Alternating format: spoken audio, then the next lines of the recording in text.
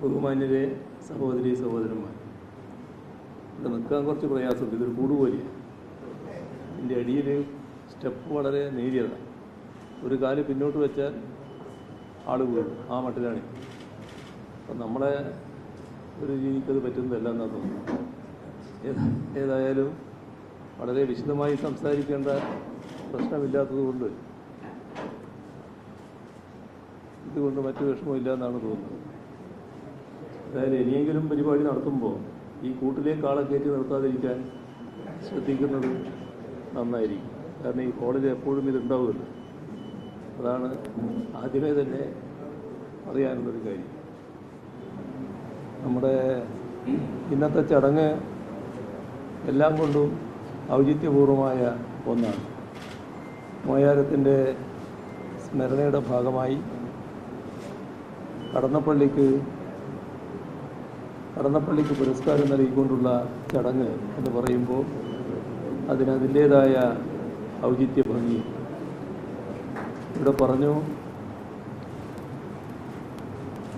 കടന്നപ്പള്ളിയുടെ വിശുദ്ധിയെക്കുറിച്ച്,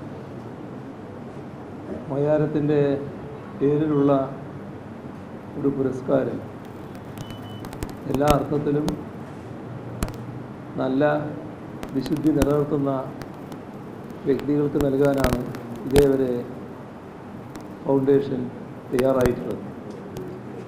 ഇവിടെ മോയാരത്ത് ശങ്കരൻ ഫൗണ്ടേഷനും മോയാരത്ത് ശങ്കരൻ സ്മാരക library and research സെൻ്ററും മോയാരത്തിൻ്റെ സ്മരണ നിലനിർത്തുന്നതിനു വേണ്ടി സ്ഥാപിക്കപ്പെട്ട കാര്യങ്ങളാണ്.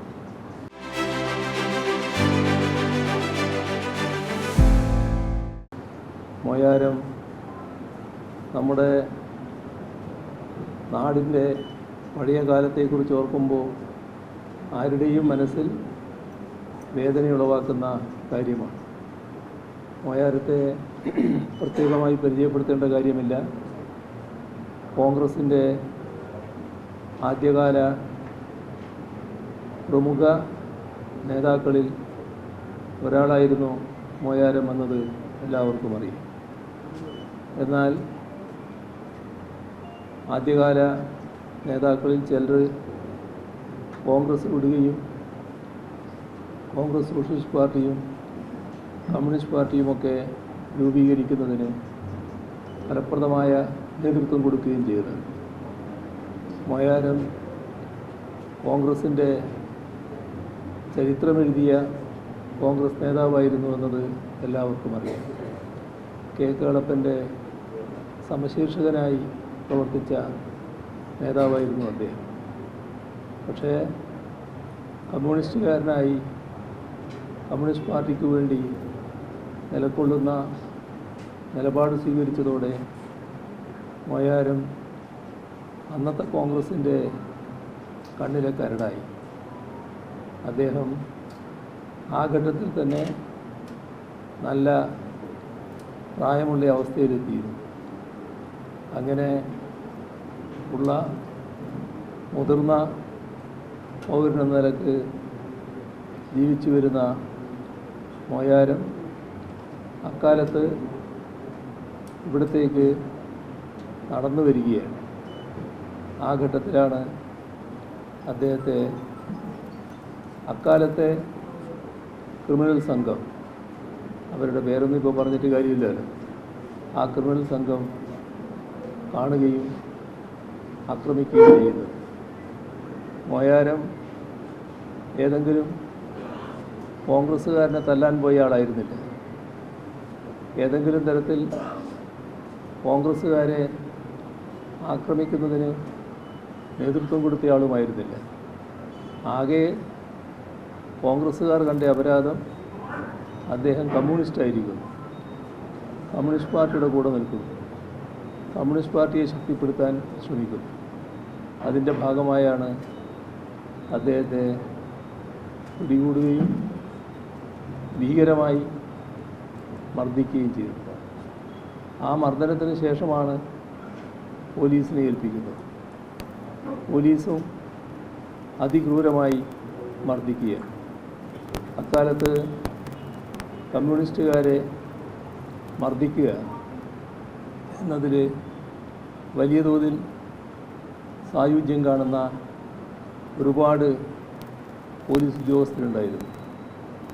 അക്കാലത്തെ ഏറ്റവും വലിയ അക്രമങ്ങൾക്ക് നേതൃത്വം കൊടുത്തത്, സർവീസിലിരുന്നു കൊണ്ട് ഭീകരത അഴിച്ചുവിട്ടവർ, അവർ ഒരു ദയാവായ്പുമില്ലാതെ ആ പ്രായമുള്ള മനുഷ്യനെ അതിഭീകരമായി മർദ്ദിച്ചു.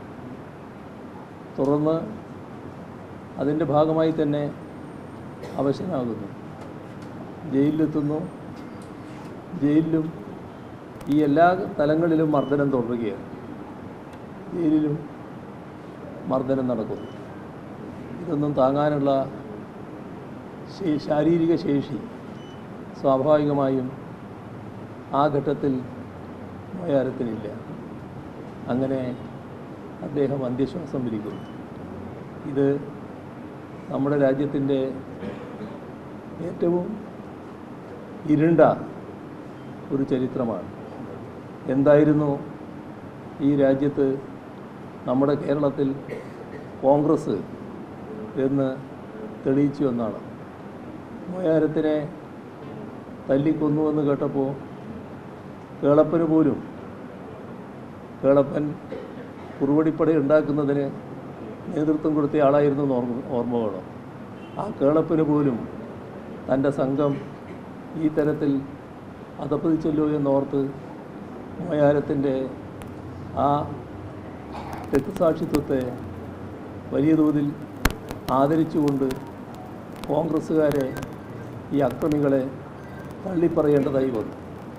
അതെല്ലാമാണ് മോയാരത്തെ ഓർക്കുമ്പോൾ നമ്മളെല്ലാവരുടെയും മനസ്സിൽ ഉയർന്നു വരുന്ന കാര്യം. മോയാരത്തിനെ കൊല ചെയ്യുന്നതിലൂടെ കമ്മ്യൂണിസ്റ്റ് പാർട്ടിയെ ദുർബലപ്പെടുത്താം, കമ്മ്യൂണിസ്റ്റ് പാർട്ടിയെ തകർത്ത് കളയാം എന്നായിരുന്നു അന്ന് കരുതിയിരുന്നത്. മോയാരം മാത്രമല്ല, ഒട്ടേറെ പ്രധാനപ്പെട്ട ആളുകളുടെ നേർക്കാണ്, കമ്മ്യൂണിസ്റ്റുകാരുടെ നേർക്കാണ്, പ്രധാനപ്പെട്ട കമ്മ്യൂണിസ്റ്റുകാരുടെ നേർക്കാണ് ഇത്തരത്തിലുള്ള ആക്രമണങ്ങൾ അടിച്ചുവിട്ടത്. എന്നാൽ കോൺഗ്രസ് പ്രതീക്ഷിച്ച പോലെ കമ്മ്യൂണിസ്റ്റ് പാർട്ടി തളർന്നു പോവുകയല്ല ഉണ്ടായത്. ഒരു ഘട്ടത്തിൽ ഈ കേരളത്തിൽ ഇനി ചെങ്കൊടി ഉയരില്ല എന്ന് ആ കാലത്ത് കോൺഗ്രസിൻ്റെ പ്രധാന നേതാക്കൾ തന്നെ പ്രഖ്യാപിച്ചിരുന്നു. അത്ര കണ്ട് ഭീകരമായ അന്തരീക്ഷമായിരുന്നു എല്ലാ സ്ഥലത്തും. കമ്മ്യൂണിസ്റ്റുകാർക്ക് പുറത്തിറങ്ങി നടക്കാൻ പോലും കഴിയാത്ത അവസ്ഥ.